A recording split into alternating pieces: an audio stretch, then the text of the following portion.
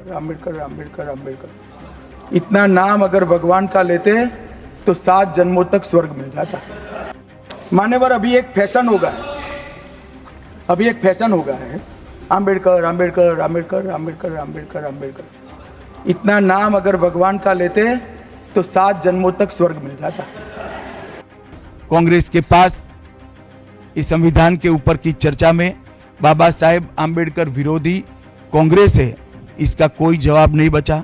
संविधान विरोधी कांग्रेस है, इसका कोई जवाब नहीं बचा। कांग्रेस आरक्षण विरोधी है, इसका कोई जवाब नहीं बचा। कांग्रेस सावरकर विरोधी है। इस बीते मंगलवार को देश के गृह मंत्री अमित शाह द्वारा संसद में दी गई टिप्पणी ने बवाल खड़ा कर दिया है, जहां अब कांग्रेस के साथ ही अन्य विपक्षी दल भी हमलावर होते दिख रहे हैं और अमित शाह के इस्तीफे पर अड़े हुए हैं। वहीं आज कांग्रेस भी देशव्यापी धरना प्रदर्शन करने वाली है। आपको बताते चले, अमित शाह के द्वारा संसद में संविधान की चर्चा के दौरान डॉक्टर BR अम्बेडकर के व्यक्तित्व पर दी गई टिप्पणी को लेकर ही अभी मौजूदा समय में पूरे देश भर में बवाल मचा है। जहां अमित शाह ने कहा था कि आजकल अम्बेडकर का नाम लेना एक फैशन सा बन गया है। इतना नाम अगर भगवान का लेते तो 7 जन्मों का स्वर्ग मिल जाता। इसके अलावा भी अमित शाह ने क्या कुछ कहा जिसकी वजह से बवाल मचा हुआ है, जरा सुनिए उनके भाषण को। आज तक नहीं मिला, वो भी कांग्रेस पार्टी के तुष्टिकरण ने की नीति। मान्यवर, अभी एक फैशन होगा, अभी एक फैशन होगा है अम्बेडकर अम्बेडकर अम्बेडकर अम्बेडकर अम्बेडकर अम्बेडकर। इतना नाम अगर भगवान का लेते तो 7 जन्मों तक स्वर्ग मिल जाता। अच्छी बात है ना? ना सुनिए तो, सुनिए ना, आप सुनिए ना, मैं बताता हूं। हमें तो आनंद है कि अंबेडकर का नाम लेते हैं। अंबेडकर का नाम अभी 100 बार ज्यादा लो, परंतु सच अर्थ में अंबेडकर जी के प्रति आपका भाव क्या है ये मैं बताता। मान्यवर, अंबेडकर जी को देश की पहली कैबिनेट से इस्तीफा क्यों दे दिया? अंबेडकर जी ने कई बार कहा कि अनुसूचित जातियों और जनजातियों से हुए व्यवहार से मैं असंतुष्ट हूं, सरकार की विदेश नीति से मैं असहमत हूं और आर्टिकल 370 से मैं असहमत हूं। इसलिए वो छोड़ना चाहते थे। उनको आश्वासन दिया गया, आश्वासन पूरा नहीं हुआ। उन्होंने इग्नोरेंस के चलते इस्तीफा दे दिया और एक श्री BC रॉय ने पत्र लिखा कि अंबेडकर और राजा जी जैसे 2 महानुभाव मंत्रिमंडल छोड़ेंगे तो क्या होगा। तो नेहरू जी ने उनको जवाब में लिखा है, राजा जी के जाने से तो थोड़ा बहुत नुकसान होगा, अंबेडकर के जाने से मंत्रिमंडल कमजोर नहीं होता है। मान्यवर, ये विचार जो खड़गे जी कह रहे हैं ना, क्या आपत्ति है? जिसका विरोध करते हो उसका वोट के लिए नाम देना है, कितना उचित है? क्योंकि अब अंबेडकर जी को मानने वाले पर्याप्त संख्या में आ गए हैं, इसलिए आप अंबेडकर अंबेडकर कर रहे हो। वहीं अमित शाह के इसी भाषण के कुछ अंश को तोड़ मरोड़ कर कांग्रेस के साथ ही कई विपक्षी दलों द्वारा तमाम सोशल मीडिया प्लेटफॉर्म में फैलाया गया और पूरे देश भर में बवाल मच गया। वहीं इसके बाद से ही विपक्ष काफी हमलावर होता दिख रहा है, जहां विपक्ष अमित शाह के इस्तीफे पर अड़ा हुआ है और साथ ही PM मोदी से अमित शाह को बर्खास्त करने की मांग उठा रहा है। इसके अलावा भी कांग्रेस पार्टी अध्यक्ष मल्लिकार्जुन खड़गे ने भी बीते बुधवार को प्रेस कॉन्फ्रेंस कर PM मोदी से गृह मंत्री अमित शाह को बर्खास्त करने की चेतावनी भी दे डाली। लेकिन कल हमारे अमित शाह जी एक बात उन्होंने कही जो बहुत ही एक कंडेमेबल है। ये दुर्भाग्य है हमारा देश का कि किसी भी एक दलित नायक को, व्यक्ति को जो पूजनीय है सबके लिए, चाहे दलित होने दो चाहे इस देश के कोई भी नागरिक हो, उनको इंसल्ट करने की, उनको उनके बारे में टॉन्ट मारने की और अपोजिशन पार्टी के तरफ देखकर वो कहने का कि रोज उठ के आप क्या लगाए हो, डॉक्टर अंबेडकर अंबेडकर अंबेडकर अंबेडकर अंबेडकर। अगर इतना ही नाम भगवान का अगर आप लेते तो आप 7 जन्मों का स्वर्ग उनको आपको प्राप्त होता था। मुझे ये मजबूरन कहना पड़ता है कि ये लोग संविधान को नहीं मानते।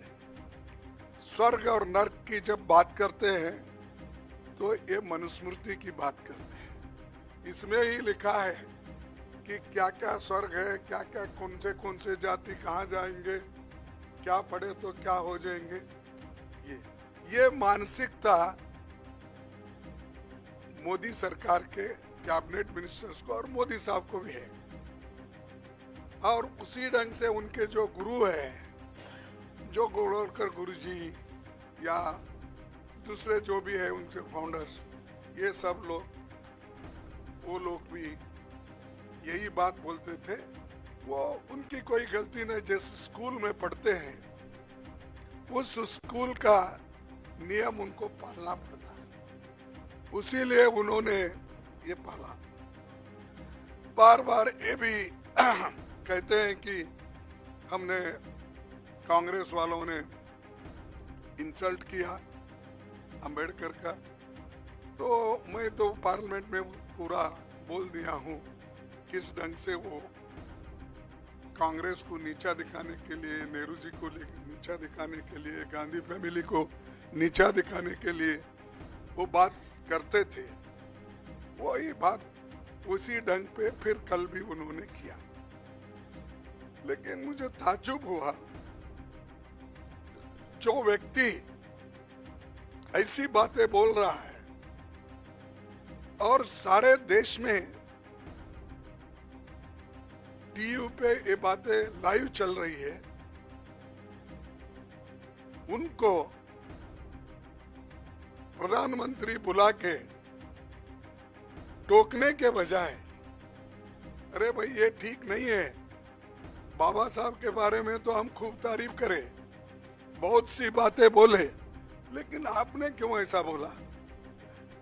जिस आइडियोलॉजी को डॉक्टर अंबेडकर नहीं मानते, स्वर्ग या नर्क की बात उन्होंने कभी कही नहीं, वो बातों को लेकर उनके होम मिनिस्टर बात करते हैं। तो मोदी साहब उनको डिफेंड करने के लिए अब 6 ट्वीट उन्होंने किया, 6-7 मुझे मालूम, 6 ट्वीट्स उन्होंने किया। क्या जरूरत थी?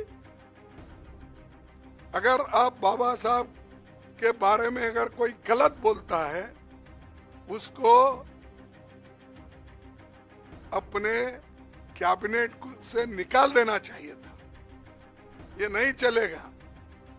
लेकिन दोनों बड़े गहरे दोस्त हैं, एक दूसरे के पाप को सपोर्ट करते हैं, और इन्हों अगर कोई पाप किए तो वो सपोर्ट करते हैं, उन्हों अगर कोई पाप किए या गलत बोले तो मोदी साहब सपोर्ट करते हैं। तो इसीलिए मैं ये जानना चाहता हूं मोदी जी के ओर से, जो व्यक्ति और जिस संविधान की आप यहाँ पर जो चर्चा कर रहे हैं, इस ग्रंथ को पवित्र मानकर आप सबको कह रहे हैं, हालांकि ये संविधान उन्होंने कभी इसको सम्मान नहीं दिया। इसका तो बीच में मत हो, इसमें तो उन्होंने तैयार होते ही रामलीला मैदान में जलाया, और उसका हम जो देश के लिए झंडा बनाए थे, तिरंगा झंडा, उसको भी उन्होंने नकारा। और वो ये चाहते थे, ये संविधान अपना नहीं है, ये संविधान सिर्फ जो मनु के लॉ है, वो संविधान उस लाइन पे नहीं है, इसीलिए हम इसको मानते नहीं। इसीलिए नेहरू जी का फोटो चला है, गांधी जी का चला है, अंबेडकर जी का चला है, सबकी फोटो चला है और तिरंगा झंडा को भी उन्होंने तिरस्कार किया। वही माइंड में है उनका। उसी लिए तो डॉक्टर बाबा साहब अंबेडकर के लिए उन्होंने ये बात की। अगर एक आदमी उनके लिए अगर उसके दिल में श्रद्धा होती, अगर उनके लिए स्वाभिमान अभिमान होता, तो ये बात कभी वो व्यक्ति बोलता नहीं था। तो इसीलिए हम चाहते हैं कि हमारे अमित शाह राजीनामा देना चाहिए और मोदी जी को अगर थोड़ा सा भी बाबा साहब अंबेडकर के बारे में श्रद्धा है तो रात के 12 बजे के अंदर वो निकाल देना चाहिए, उनको ड्रॉप कर देना चाहिए।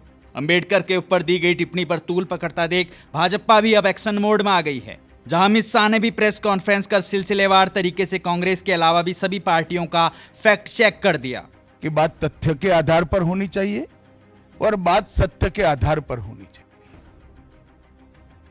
कल से कांग्रेस पार्टी ने जिस तरह से तथ्यों को तोड़ मरोड़ कर रखने का प्रयास किया है, ये अत्यंत निंदनीय है और मैं इसकी निंदा करना चाहता हूं। ये क्यों हुआ? क्योंकि भारतीय जनता पार्टी के वक्ताओं ने संविधान पर, संविधान की रचना के मूल्यों पर, और जब जब कांग्रेस या भारतीय जनता पार्टी का शासन रहा तब शासन ने संविधान के मूल्यों का किस तरह से मूल्यांकन किया, संरक्षण किया और संवर्धन किया, इस पर फैक्ट के साथ भारतीय जनता पार्टी के वक्ताओं ने अनेक उदाहरणों के साथ जनता के सामने विषय रखे और उसमें वो तय हो गया कि कांग्रेस पार्टी अंबेडकर जी विरोधी पार्टी है, कांग्रेस पार्टी आरक्षण विरोधी पार्टी है, कांग्रेस पार्टी संविधान विरोधी पार्टी है, कांग्रेस पार्टी ने सावरकर जी का भी अपमान किया, कांग्रेस पार्टी ने आपातकाल डालकर संविधान के सारे मूल्यों की धज्जियां उड़ा दी, नारी सम्मान को भी सालों तक दरकिनार किया, न्यायपालिका का हमेशा अपमान किया, सेना के शहीदों का अपमान किया और भारत की भूमि तक को संविधान तोड़कर विदेशी देशों को देने की हिमाकत कांग्रेस पार्टी के शासन में हुई।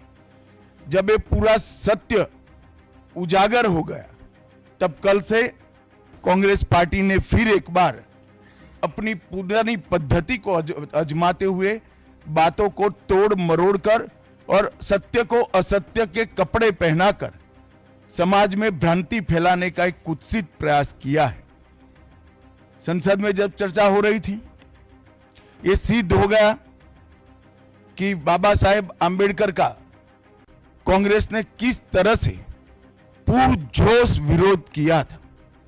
बाबा साहब के न रहने के बाद भी किस प्रकार से कांग्रेस ने बाबा साहब को हास्य पर ढकेलने का प्रयास किया। जब संविधान सभा अपना काम कर चुकी, चुनाव हुआ 1951-52 में और 54 में, दोनों बार कांग्रेस ने बाबा साहब को हराने के लिए कोई कसर नहीं छोड़ी। यहां तक कि फ्रेंडली चुनाव होता है, स्पिरिट वाला चुनाव होता है, ऐसा चुनाव भी नहीं था। विशेष प्रयास किया गया और वो उनकी हार को सुनिश्चित किया गया। जहां तक भारत रत्न देने का सवाल है, कांग्रेस के नेताओं ने कई बार खुद ही अपने आप को भारत रत्न दिए हैं। 55 में नेहरू जी ने खुद को भारत रत्न दे दिया, 71 में इंदिरा जी ने खुद को भारत रत्न दे दिया और 1990 में बाबा साहब को भारत रत्न तब मिला जब कांग्रेस पार्टी सत्ता में नहीं रही और भारतीय जनता पार्टी के समर्थन वाली सरकार थी। 1990 तक कांग्रेस पार्टी बाबा साहब को भारत रत्न न मिले, इसका बड़े जतन से प्रयास करती रही। यहां तक कि बाबा साहब की जयंती को भी, 100वीं जयंती को भी मनाने का मना ही कर दिया गया। कांग्रेस के पास इस संविधान के ऊपर की चर्चा में बाबा साहेब आंबेडकर विरोधी कांग्रेस है, इसका कोई जवाब नहीं बचा। संविधान विरोधी कांग्रेस है, इसका कोई जवाब नहीं बचा। कांग्रेस आरक्षण विरोधी है, इसका कोई जवाब नहीं बचा। कांग्रेस सावरकर विरोधी है, इसका भी कोई जवाब नहीं बचा। कांग्रेस ओबीसी विरोधी है, उसका भी कोई जवाब नहीं बचा। आपातकाल का पाप कांग्रेस के ही समय में हुआ, इसका भी कोई जवाब नहीं बचा। नारी सम्मान का विरोध भी कांग्रेस ने ही किया, वो प्रस्तापित हो गया। न्यायपालिका का अपमान ही कांग्रेस ने ही किया, वो भी प्रस्तापित हो गया। भारत की भूमि को भी, संविधान को दरकिनार कर कर विदेश को सौंपने का पाप भी कांग्रेस ने ही किया, ये भी प्रस्तापित हो गया। तब फिर से एक बार चिर परिचित अपनी पुरानी नीति पर कांग्रेस आई है और उन्होंने मेरे बयान को तोड़ मरोड़ कर आधा ही दिखाकर जनता के सामने रखना और भ्रांति फैलाने का प्रयास किया है। कृपया मेरा पूरा बयान आप सभी लोग जनता तक पहुंचाइए, तो दूध का दूध और पानी का पानी हो जाएगा। मैं उस पार्टी से आता हूं, उस संस्कृति से आता हूं, जो स्वप्न में भी बाबा साहब के विचारों का या बाबा साहब के स्वयं का अपमान नहीं कर सकते। अब अमित शाह के सपोर्ट में खुद पीएम मोदी भी कूद पड़े हैं, जहां पीएम मोदी ने अपने एक्स हैंडल पर कांग्रेस को पूरा फैक्ट चेक कर दिया। जहां मोदी लिखते हैं, अगर कांग्रेस और उसके सड़े हुए इकोसिस्टम को लगता है कि झूठ बोलकर अपने कुकर्म को छुपा सकते हैं, तो वह बहुत बड़ी गलतफहमी में है। भारत के लोगों ने बार बार देखा है कि कैसे एक वंश के नेतृत्व वाली एक पार्टी ने डॉक्टर अंबेडकर की विरासत को मिटाने और SC/ST समुदाय को अपमानित करने के लिए गंदी चाल चली है। अमित शाह ने बाबा साहेब का अपमान करने और SC/ST समुदाय की अनदेखी करने के कांग्रेस के काले इतिहास को उजागर किया। यही कारण है कि कांग्रेस अब नाटक रच रही है। कांग्रेसी चाहे जितनी ताकत लगा लें, लेकिन वह इस बात से इनकार नहीं कर सकते कि SC/ST समुदाय के खिलाफ सबसे बड़ा और भयानक नरसंहार उनके शासनकाल में हुआ है।